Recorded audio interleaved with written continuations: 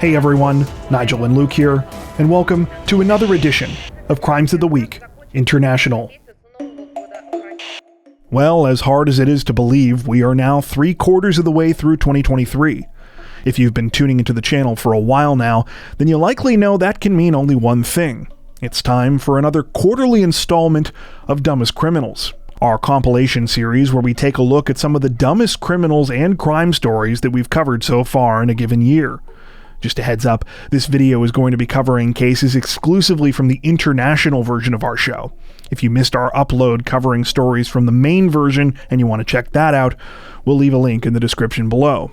One thing to keep in mind is that these segments have not been edited since they appeared in their respective lists, so references to specific days of the week as well as other small details may no longer apply. As always, be sure to let us know in the comments below if you enjoy this series. With that out of the way, let's get to the video.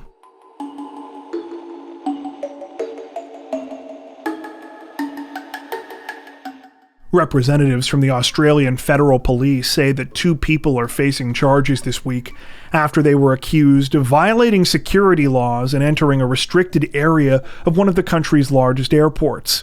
According to reports, the incident happened on July 2nd when one of the accused, identified only as a 14-year-old boy, hopped onto a baggage carousel at the Canberra International Airport.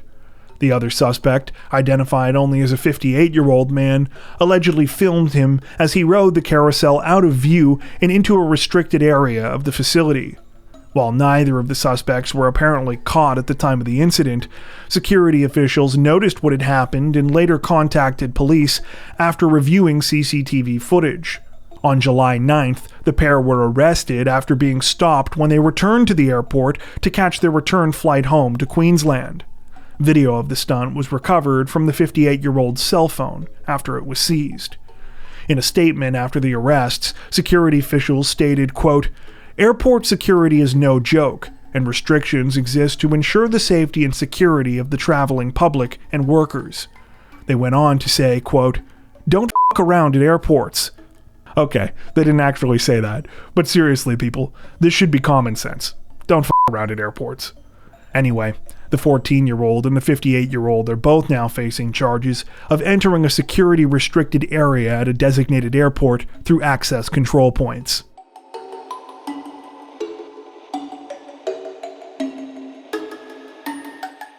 Authorities in the Thai province of Ratchaburi say that a man and his wife are facing numerous charges this week after they allegedly planned and carried out a brutal attack and robbery on his mother. According to reports, the incident took place on July 13th when the couple, identified as 28-year-old Warayut Kamsai and his wife Longdao Janyet, broke into the home of the 57-year-old victim, Menuret. After tying the terrified woman's arms and legs with electrical cord and covering her eyes with a cloth, they proceeded to ransack the home for valuables, managing to grab a gold necklace, a ring worth the equivalent of about $600 US, and approximately $90 in cash. Evidently not content with simply stealing from his mother, police alleged that on the way out, Warayut hit her in the head with a wooden pestle. You know, that little club thing that you use with a mortar to grind herbs and spices. Longdao also apparently tried to stab Menuret, though stopped when she pleaded for her life. The 57-year-old was forced to crawl out of the house after her attackers left to get help. Neighbors called emergency responders, and she was taken to a local hospital. Apparently, Warayut and Longdao were so confident that they would not be recognized because of the disguises they wore during the crime, that they went to visit Menuret in the hospital not long after. However, when they got there, she revealed that she knew it was them. She recognized the sound of her son's voice. Not only that, but the distinct smell of his laundry detergent, because among other things, she still washes his clothes. Warayut and Longdao were arrested 3 days after the robbery and have since been charged with assault causing bodily harm, theft, and other offenses. Despite ample CCTV evidence police say they obtained at the scene, both suspects still claim that they had nothing to do with the crime.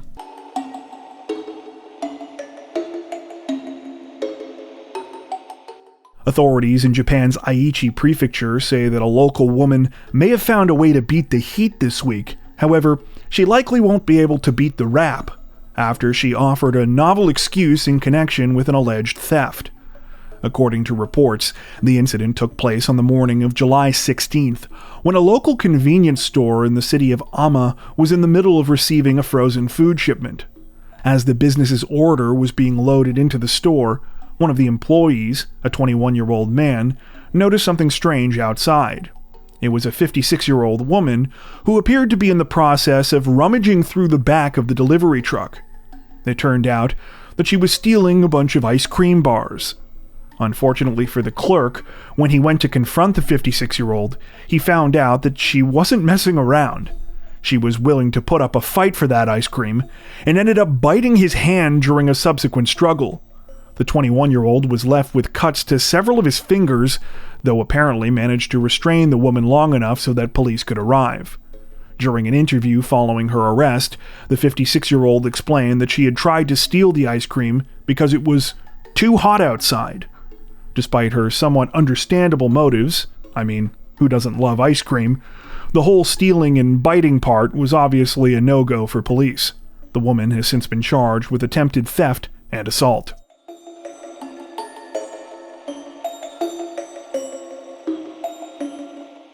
Authorities in Thailand's Chonburi province say that a 47-year-old man learned quite a painful lesson this week after he tried to carry out a vengeful attack on one of his neighbors and ended up getting a scorching dose of instant karma instead. The whole thing started recently when a 33-year-old woman named Siraporn lodged a formal complaint against her neighbor, 47-year-old Net Anantakal, in the fishing village of Bang Sare. Siraporn filed the complaint because she was tired of Net's constant boat repairs, which were both loud and created unpleasant fumes, and he apparently refused to come to any sort of neighborly compromise. After being informed of the complaint, Net allegedly did what any completely psychotic neighbor would do. He decided to get revenge by committing arson. After waiting until the sun went down, Net reportedly grabbed a can of gasoline, then headed over to Siraporn's house and climbed onto the roof. Once up there, he began splashing gasoline down onto the residence's second-floor patio with the intention of starting a fire there. Unfortunately, Net made the rather unwise choice to do all of this while drunk. I suppose that's not really a surprise given the decisions that led up to this point, but the long and the short of it is, this wasn't exactly a precision operation from the sounds of it.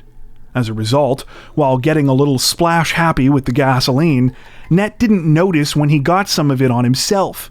In fact, he didn't realize until it was far too late, by which point he was engulfed in flames.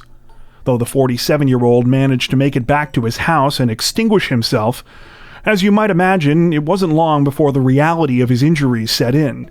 He had sustained burns to his face, arms, and legs, and ended up calling the police himself when he could no longer stand the pain. While being transported to a local hospital, Net reportedly confessed to everything that had happened, saying that he had done all of this because he was angry at Siraporn. Luckily, firefighters were able to put out the rest of the fire at her residence before it got out of hand. At the time of this recording, Net reportedly remains in the hospital and is expected to face arson charges.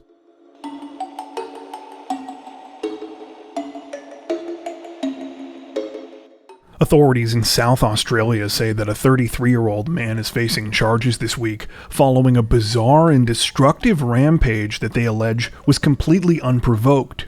According to local media, police were called just before 7 p.m. on August 16th with reports that a man was damaging vehicles and other property in the Adelaide suburb of Salisbury. Officers arrived to find the suspect walking around on the street near Park Terrace, dragging what later turned out to be a cash register by its power cord. The man was flinging the device around, smashing it into several vehicles nearby, some of which were occupied and moving. He was eventually taken into custody, though apparently not before spitting on officers.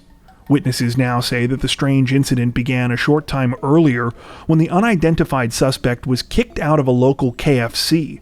He had apparently gotten frustrated after trying to pay with cash at one of the business's automated ordering machines and began pushing other customers.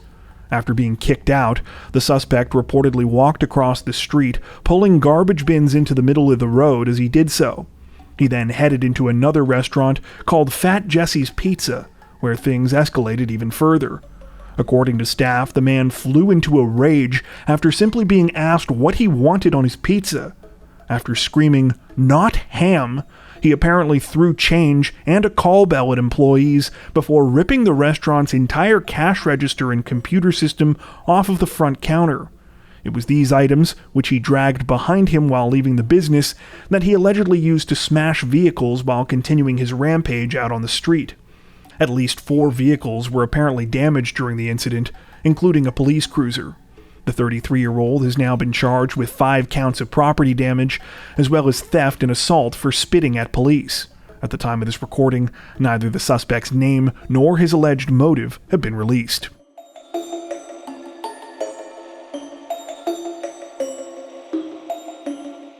Authorities in Finland's Ostrobothnia region say that a local man is facing prison time this week following a strange incident in which he allegedly put a large quantity of explosives in 2 vehicles belonging to his friend. According to local media, the incident began sometime on August 3rd when police were called to a residence in the village of Kållby with reports of a possible explosive device.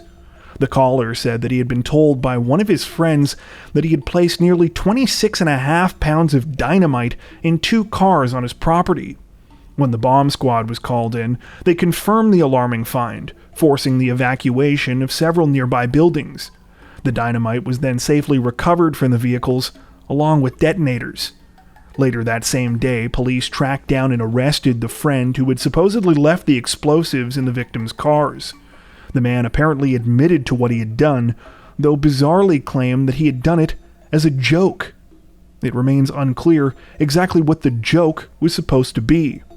While authorities say that they are satisfied that the suspect did not place the dynamite with terror-related intent, they are still considering charging the man allegedly responsible with explosives-related offenses. If convicted, he could be looking at up to 2 years in prison. At the time of this recording, neither man involved in the situation has been identified by name.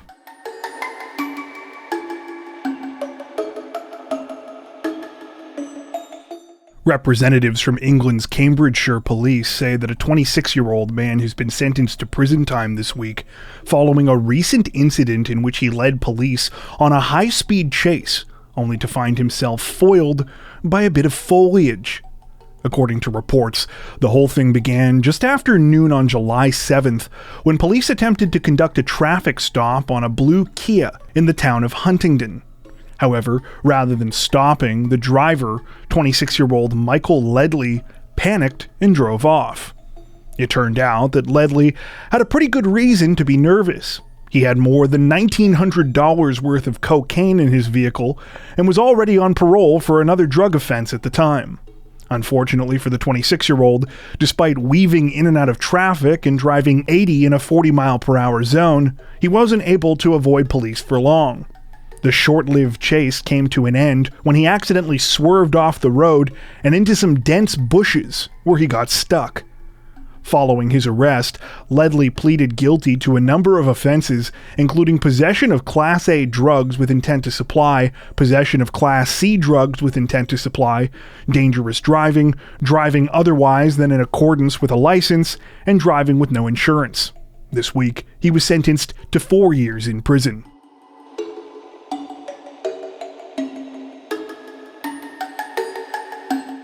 Authorities in Taiwan say that a drunk driver was extremely lucky not to have seriously injured or killed himself or anyone else last week after his intoxication allegedly caused him to drive straight into a speeding commuter train. According to reports, the incident took place on the morning of August 21st when the suspect, identified only by the name Lin, decided to get into his car and go out for breakfast, despite having spent the entire previous night drinking. After getting out onto the roads of Xiulin County, he managed to make it past the first couple of intersections, though his trip came to a sudden and dramatic end when he failed to notice the large red and white barrier ahead of him, the one that was trying to warn him that the 6:44 a.m. Tarako Express train was coming. Instead of stopping, Lin proceeded forward, reaching the tracks at almost the exact same time as the speeding train. The resulting impact ripped the front of his white sedan to shreds before sending the vehicle flying. Thankfully, none of the train's 307 passengers or staff were hurt, and Lin only suffered minor injuries. Looking at the footage, this seems like a miracle, as the situation definitely could have been worse. The incident also caused several hours of delays on the railway network, as the train that was struck had to be evacuated and taken in for repairs, and both directions of railway traffic had to be temporarily moved down to a single line. Following the crash, police took a sample of Lin's blood, which revealed that his blood alcohol level was twice the legal limit. Unfortunately, local reports do not specify whether he has yet been charged in connection with the case.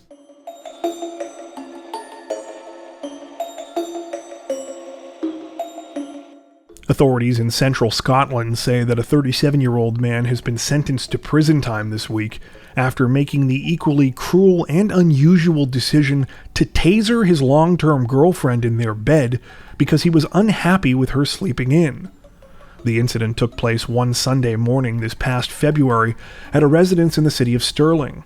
According to reports, it began when the perpetrator, Kenneth Donald, became agitated that his girlfriend of 7 years, 37-year-old Stephanie Payton, wouldn't get out of bed. The two of them had spent the previous night drinking together, and though Kenneth was up and ready to start the day, Stephanie was feeling rough from the previous evening. When Kenneth went into their bedroom that morning and tried to wake Stephanie up, she explained that she wasn't feeling well, saying that she would need another 5 minutes. Kenneth then replied, quote, "Get up or I'll taser you." Kenneth reportedly delivered on this threat a short time later when he grabbed the taser he had recently purchased online and brought it into the bedroom.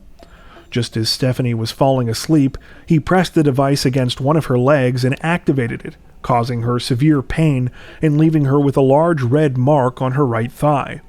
As it happened, an 11-year-old child who lives at the residence was present at the time and recorded the incident on their cell phone.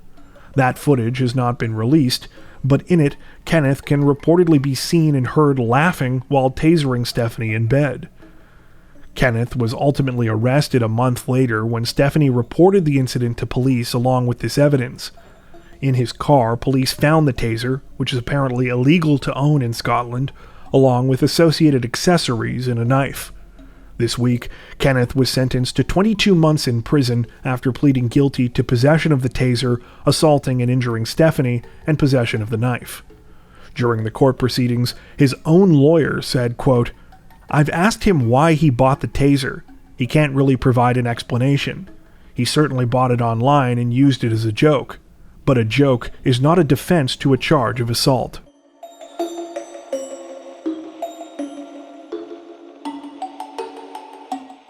Authorities in China's Shanxi province say that 2 workers were recently arrested and are facing charges after they allegedly defaced one of the world's most famous historical monuments with a piece of heavy machinery in order to make a local construction job slightly easier. According to reports, the situation began on August 24th when officials in Youyu County received reports that a local section of the Great Wall of China had been damaged under mysterious circumstances. When officials went to investigate, they discovered that a large hole had been torn in a section of the historic wall where there had previously only been a minor gap. It was clear that this wasn't due to natural causes either. After following a trail left behind by the destruction into a neighboring county, authorities apparently discovered what had actually happened. A pair of construction workers, identified as a 38-year-old man by the last name of Zheng and a 55-year-old woman by the last name of Wang, allegedly used an excavator to rip apart the damaged portion of the wall so that it was easier for them to pass through and get to a local job site. Needless to say, authorities were not impressed, especially since representatives from the Shanxi Cultural Relics Bureau say that the damage the 2 workers caused is beyond repair. Adding further outrage was the fact that this particular section of the wall, known as Number 32 Great Wall, is one of the only surviving sections which dates back to the Ming Dynasty, between the years 1368 to 1644. According to reports, Zhang and Wang were both arrested and have each now been charged with destroying a cultural relic. At the current time, it's unclear what punishment they could be facing.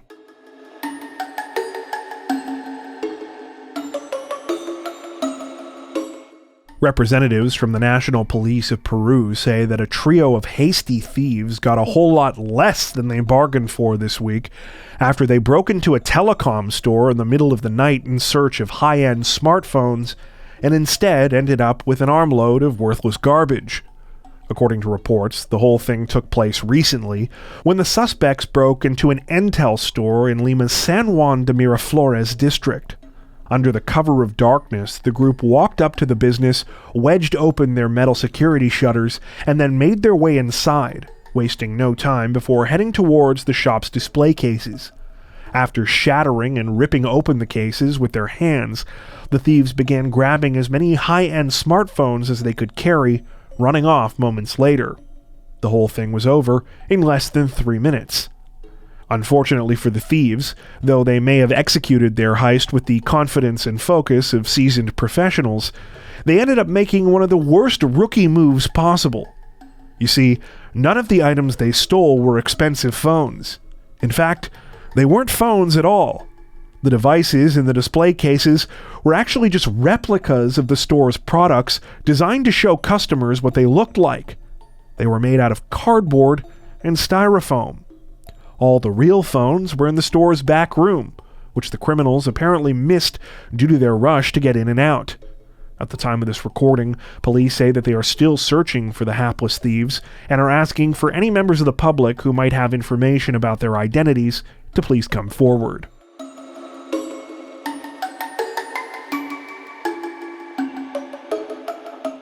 Officials in the Filipino capital region of Metro Manila say that an airport security worker is under investigation this week, following a bizarre recent incident in which he allegedly robbed a traveler, then tried to cover up the crime by eating the evidence.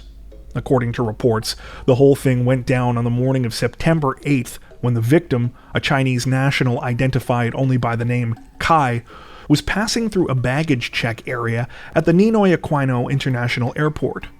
While waiting for his belongings to come through, Kai apparently spotted a female security guard that seemed to be acting suspiciously.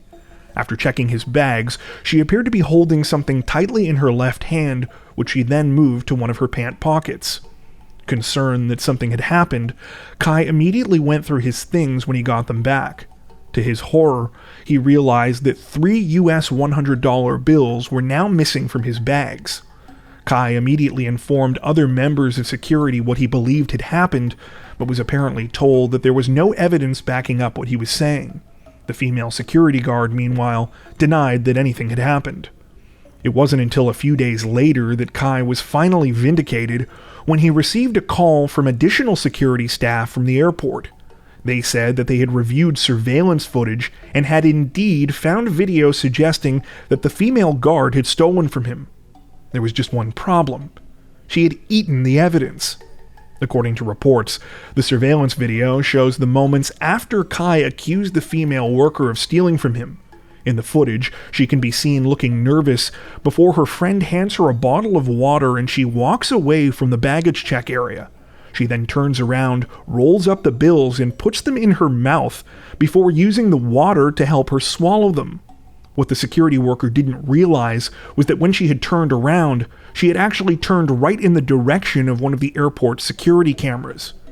While it seems like Kai probably won't be getting his money back, officials say that they are continuing their investigation into the female suspect and that she and any others involved will face the maximum charges possible.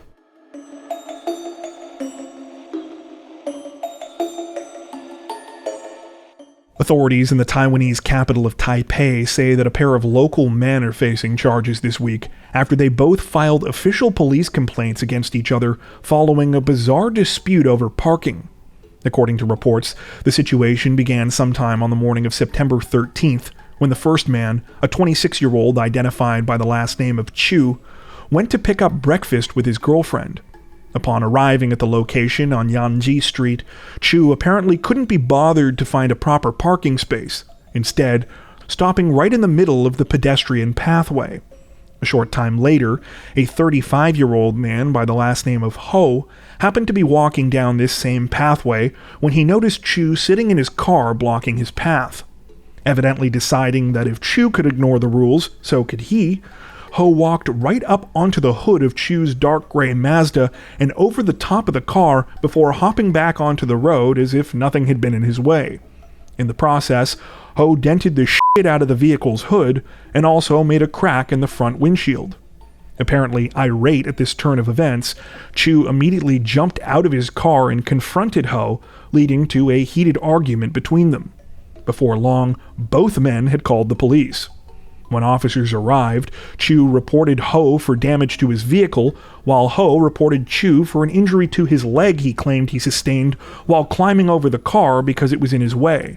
In the end, Ho was charged with suspicion of causing damage, while Chu was charged with suspicion of negligent injury.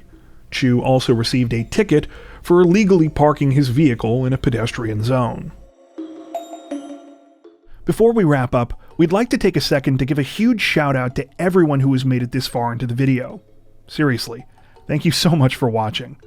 If you found today's upload interesting and informative, we'd be honored if you'd consider liking and subscribing, as well as hitting the notification bell and selecting all notifications to stay up to date with our latest releases. If you're looking for additional ways to help support the channel, we'd love to have you join us over on Patreon.